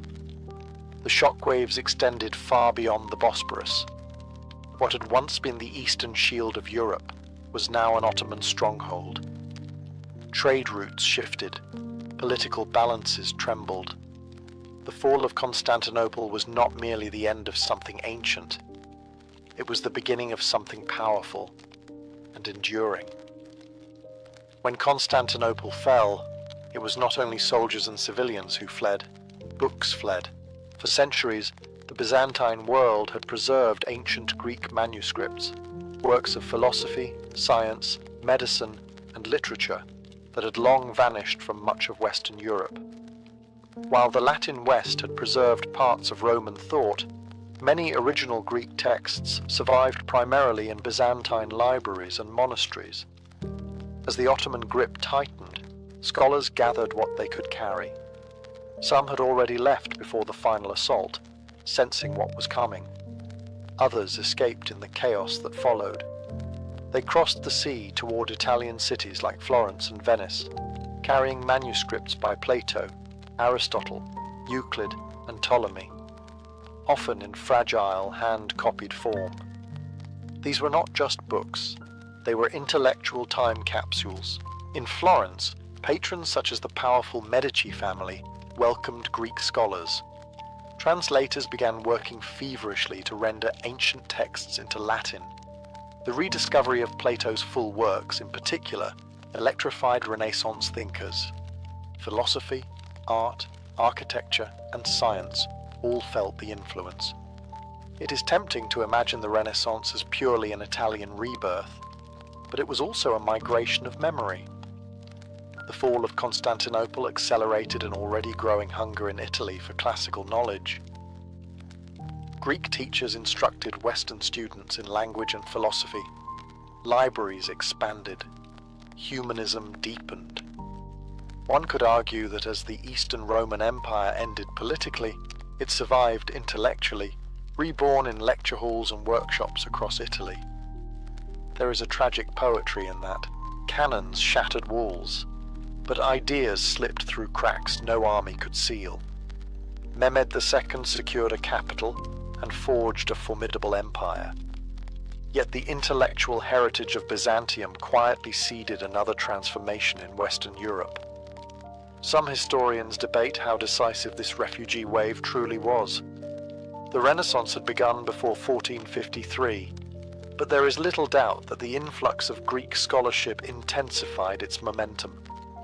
When Constantinople fell, an empire collapsed, but its knowledge did not burn with it. It travelled, and in travelling, it reshaped the future of Europe. News did not travel instantly in 1453, but when it arrived, it landed like a hammer. Constantinople had fallen. For centuries, the city had stood as a bulwark between Europe and expanding Islamic powers. It was more than a distant capital. It was symbolic, the last living fragment of the Roman Empire, a Christian stronghold guarding the eastern approaches of the continent. Now it belonged to Mehmed II. Courts across Europe reacted with alarm. In Rome, the papacy called for renewed crusades. In Venice and Genoa, merchants recalculated trade routes with nervous urgency. Kings and princes wondered what this meant for their own borders. Was the Ottoman army unstoppable? Fear amplified reality. The Ottomans had demonstrated military innovation, discipline, and strategic brilliance. Gunpowder artillery had changed the rules of siege warfare. The psychological impact was enormous. If Constantinople could fall, what city was truly safe? Trade networks were forced to adapt. The Ottomans now controlled key routes between Europe and Asia. While commerce did not stop, in fact, trade continued under Ottoman oversight, European powers became increasingly motivated to find alternative pathways to the east. Some historians argue that this pressure contributed indirectly to the age of exploration. If overland and eastern Mediterranean routes were under Ottoman dominance, perhaps the ocean offered another way. Within decades, ships would sail westward and southward in search of spices, silk, and gold. But in 1453, none of that was certain. What was certain was that a millennium-old empire had vanished. The phrase Roman Empire no longer described a living state in the East. The mantle of Rome became symbolic, contested, reinterpreted. The Holy Roman Empire in Central Europe claimed continuity. The Ottomans, too, adopted the title of Caesar in their own way. History does not end neatly, it shifts. For many Europeans, the fall of Constantinople felt like divine punishment, political failure, or apocalyptic omen. Sermons warned of judgment. Chronicles recorded grief and disbelief. Yet history is rarely only tragedy. The shock forced adaptation. Military reforms accelerated. Diplomatic strategies evolved. Intellectual curiosity deepened. An ending had occurred, but as Europe reeled from the fall, it was already, quietly, preparing for transformation. When Constantinople fell in 1453, something ancient finally exhaled. For nearly 15 centuries, the Roman state, reshaped, renamed, Christianized, divided, had survived in one form or another. Even after the western half collapsed, the eastern half endured. Its citizens still called themselves Romans. Its emperors still claimed Caesar's legacy. Its laws, bureaucracy, and ceremonies traced back to antiquity. With the death of Constantine XI Palaiologos, that unbroken imperial line ended. There was no formal surrender ceremony, no treaty signed beneath a banner. The empire dissolved in smoke and rubble. Rome, in its final incarnation, disappeared on the battlefield. But history rarely respects clean endings. Mehmed II did not see himself as a destroyer alone. He adopted the title Kaiser Rom, Caesar of Rome. In his mind, conquest did not erase Roman authority, it transferred it. The capital had changed rulers, not significance. Istanbul would become one of the most powerful cities on earth. From there, Ottoman armies would expand into southeastern Europe, the Middle East, and North Africa. The empire that replaced Byzantium would endure for centuries. At the same time, Western Europe moved in a different direction. The influx of Greek scholarship enriched the Renaissance. The shock of Ottoman expansion pushed maritime exploration. Military architecture evolved to respond to artillery. Political thinkers began reimagining the nature of state power. The fall of Constantinople did not simply close the medieval chapter. It helped open the early modern one. Gunpowder empires rose. Global trade networks expanded. The Atlantic world began to overshadow the Mediterranean. Within decades, ships would cross oceans unknown to Europeans. It is tempting to view 1453 as a neat dividing line between eras. Historians debate that simplicity, but symbolically, it resonates. The ancient world, anchored in Rome and its heirs, gave way to something different, more global, more volatile, more interconnected. The walls that had once protected an empire could not withstand a new age of warfare. Yet from their collapse emerged transformation. The fall of Constantinople was not just the end of the Eastern Roman Empire, it was the moment the medieval world cracked and the modern one began to take shape. In the spring of 1607, 3 small English ships pushed their way into the Chesapeake Bay after months at sea. The Susan Constant, the Godspeed, and the Discovery carried just over 100 men and a fragile idea. They were not conquerors backed by a massive royal army. They were investors' hopes, packed into wooden hulls creaking across the Atlantic. This was capitalism before comfort. The expedition had been organized by the Virginia Company of London, a joint stock company fueled by private investors who expected returns. Gold, precious metals, valuable exports, something that would justify the expense and risk. Spain had grown rich from American treasure. England wanted its share. The settlers who disembarked were a mixed group. There were gentlemen unused to manual labor, soldiers seeking advancement, craftsmen, and a few skilled workers. Many expected to discover immediate wealth. Few expected to farm. Fewer expected starvation. When they selected their settlement site along the James River, they believed they were being strategic. The location, later named Jamestown in honor of King James, was inland enough to avoid easy Spanish naval attack. It had deep water for ships to anchor close to shore. From a defensive standpoint, it made sense. From a survival standpoint, it was disastrous. The area was swampy. The water was brackish and often contaminated. Mosquitoes thrived. Disease followed. The land was not ideal for immediate agriculture, and relations with the local Powhatan Confederacy were uncertain from the start. Yet optimism prevailed. The settlers quickly constructed a triangular wooden fort, erected crude shelters, and began exploring the surrounding region. Many still believed they would find gold deposits or a navigable route westward.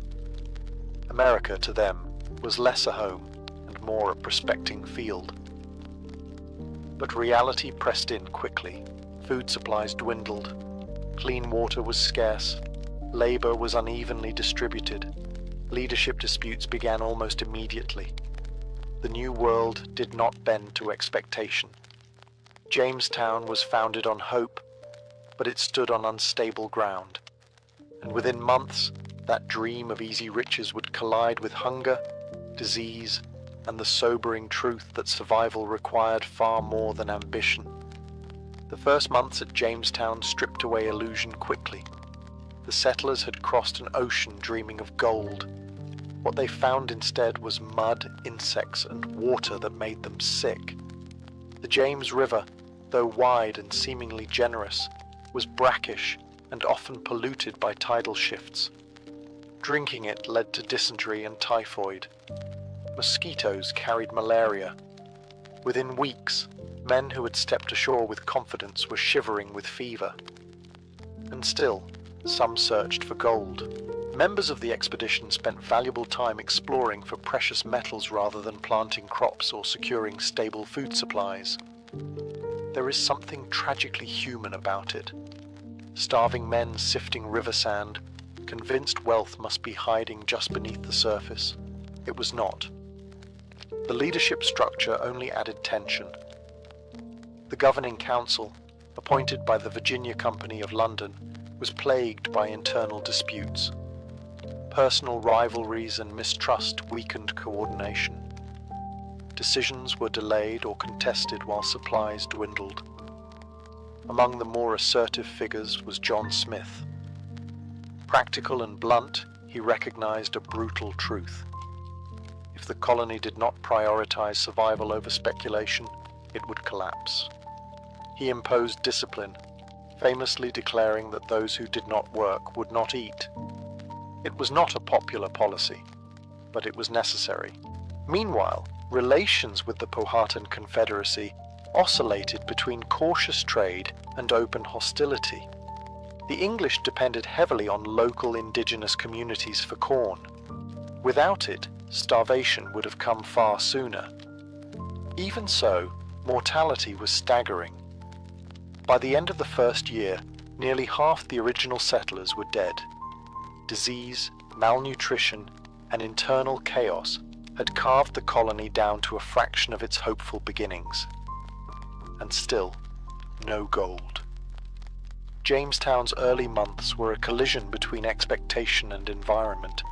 Investors imagined treasure fleets. Settlers imagined quick fortunes.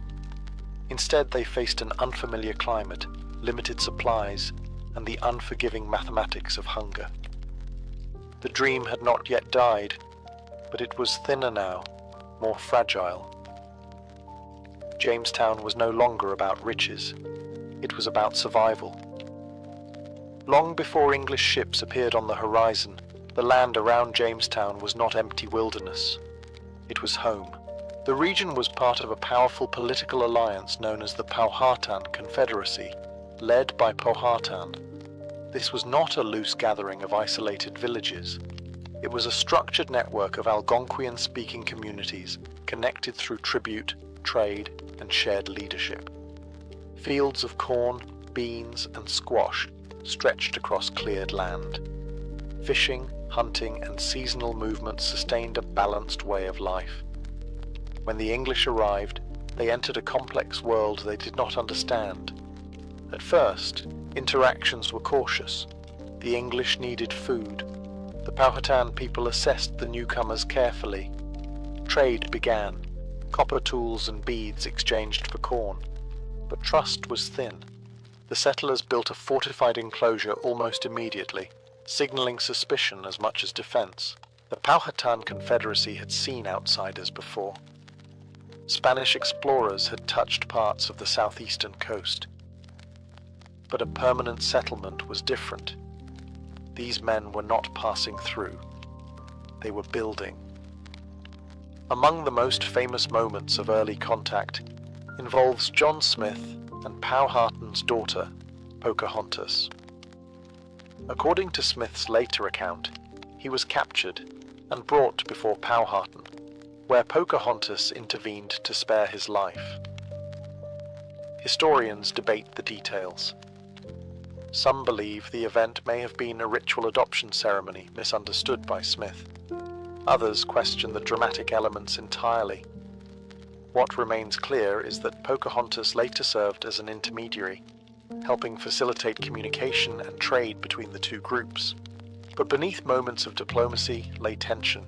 The English expanded their fortifications and demanded food during drought years. The Powhatan communities faced pressure on their resources. Raids and retaliations followed. What began as cautious coexistence gradually hardened into suspicion and violence. To the English, the land represented opportunity and divine mandate. To the Powhatan, it was ancestral territory. Jamestown's survival depended on indigenous knowledge and resources, yet the English rarely acknowledged that dependence as permanent. Instead, they viewed it as temporary assistance in a project of expansion. The clash was not immediate annihilation. It was a slow, grinding conflict of worldview, power, and survival, one that would shape colonial America long after Jamestown's fragile beginnings. If the early months at Jamestown were difficult, the winter of 1609 to 1610 was catastrophic. This period would later be remembered simply as the starving time. By then, the colony had already endured disease, unstable leadership, and uneasy relations with the Powhatan Confederacy. When new settlers arrived in 1609, they increased the population dramatically, but without bringing sufficient supplies or agricultural planning to match. Then drought struck. Relations with the Powhatan deteriorated sharply. Trade collapsed. Indigenous communities, facing their own shortages, refused to continue feeding the English. In some cases, they actively besieged the fort, cutting off access to hunting and foraging grounds. Jamestown became a trap. Food stores ran out quickly. Horses were slaughtered. Dogs disappeared. Rats were eaten. Leather was boiled down for nourishment. Contemporary accounts describe settlers digging up roots, consuming vermin, and growing skeletal from hunger. Archaeological evidence suggests that cannibalism may have occurred during this desperate winter. Human remains show signs consistent with butchering. Whether widespread or isolated, the possibility underscores how severe conditions became. Leadership faltered. Disease spread through weakened bodies. Fear replaced ambition. Of the roughly 500 colonists present before winter, only about 60 survived by spring. 60. The fort that had once symbolized English expansion became a place of death and despair. When ships finally arrived from England in 1610, the survivors were prepared to abandon the settlement entirely. They boarded the vessels and began sailing downriver, ready to leave Jamestown behind as a failed experiment. But fate intervened. As they departed, they encountered a new fleet led by Lord de la Warr, bringing fresh supplies and reinforcements. He ordered the colonists to return. Jamestown, on the brink of extinction, was forced back into existence. The starving time marked a brutal turning point. Illusions of easy wealth had vanished. Survival now required discipline, agriculture, and stronger military posture. Jamestown did not thrive because it was easy. It endured because it refused, barely, to disappear. Jamestown survived the starving time, but survival alone was not enough. The Virginia Company of London had not invested in the colony for symbolic endurance. It wanted profit. Without a valuable export, Jamestown would remain a drain rather than a return. The breakthrough came not from gold mines or a passage to Asia, but from a plant. John Rolfe introduced a strain of tobacco cultivated from Caribbean seeds. The native tobacco grown in Virginia was considered harsh by European standards.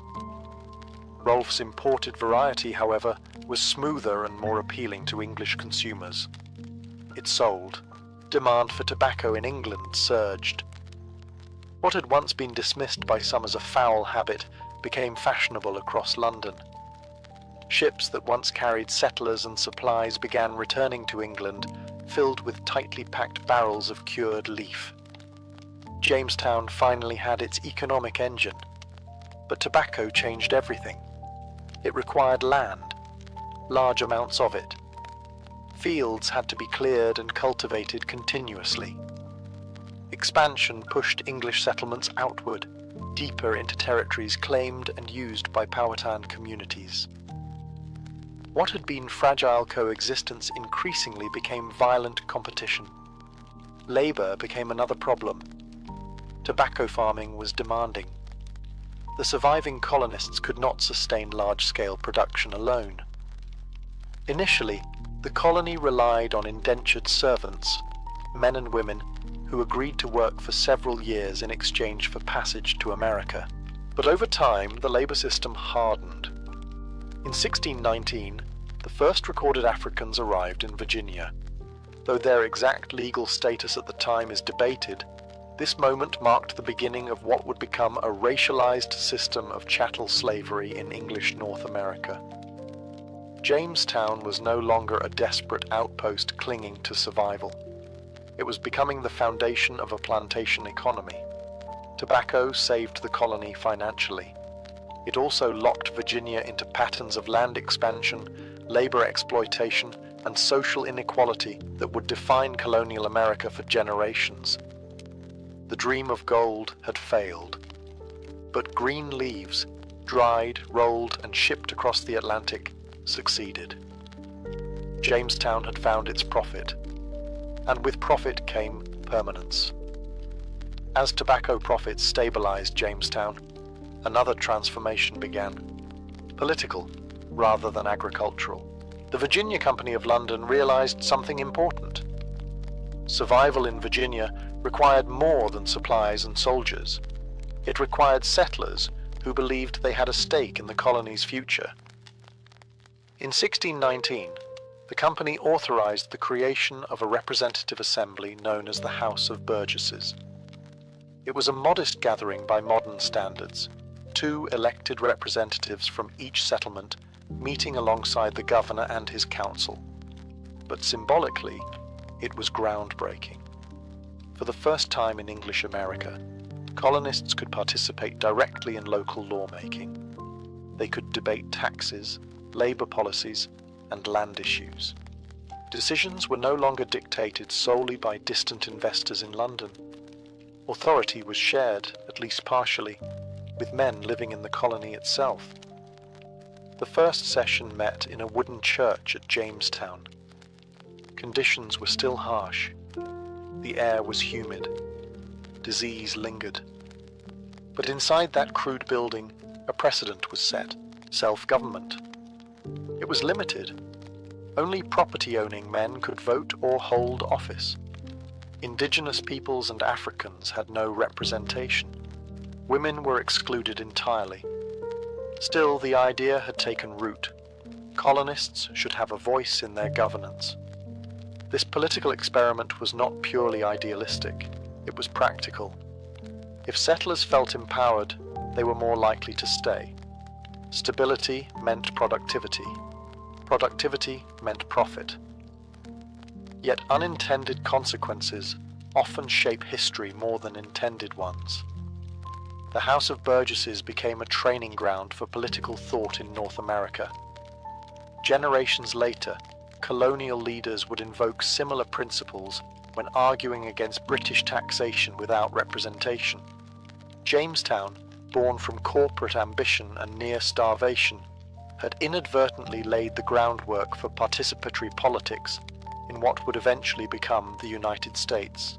The same year that marked the arrival of Africans and the expansion of tobacco also marked the beginning of representative governance. Jamestown's legacy was not singular, it was contradictory, a place where democracy and inequality grew side by side. From a swampy fort built in desperation, a political tradition began to take shape. And that tradition would echo far beyond the wooden walls of early Virginia. Tobacco expanded, settlements spread, and tension hardened into open war. As English colonists pushed beyond the narrow confines of Jamestown, they cleared more land for fields and plantations. Fences went up, rivers were claimed, hunting grounds shrank. What had once been cautious coexistence with the Powhatan Confederacy became unsustainable. After the death of Powhatan, leadership passed to his brother, Opechancanough. Unlike earlier attempts at uneasy accommodation, Opochankanoe recognized the accelerating threat. The English were not temporary traders, they were settlers, and settlers, by definition, stayed. In 1622, he launched a coordinated attack across English settlements. On a single day in March, Powhatan warriors struck multiple outposts simultaneously. Nearly a third of the English population in Virginia was killed. Farms burned. Isolated settlements were abandoned. The colony was shaken to its core. Jamestown itself survived, warned at the last moment, but the illusion of security was shattered. The English response was swift and brutal. Retaliatory raids devastated indigenous villages. Crops were destroyed. Cycles of violence intensified over the following years. What might once have been a shared landscape became a militarized frontier. The attack of 1622 marked a turning point. English attitudes hardened. Indigenous communities were increasingly portrayed as obstacles to be removed, rather than neighbors to negotiate with. Expansion no longer carried even the pretense of coexistence. Another uprising in 1644, led again by Opochankanoe, ended in his capture and death. After that, organized resistance weakened significantly. The balance of power had shifted irreversibly. Jamestown had survived famine and disease. Now it survived war, but at a profound moral and human cost. The colony that had once depended on indigenous food and knowledge now advanced through displacement and force. Fields of tobacco replaced forests. English law replaced tribal sovereignty. The founding of Jamestown was never a peaceful beginning.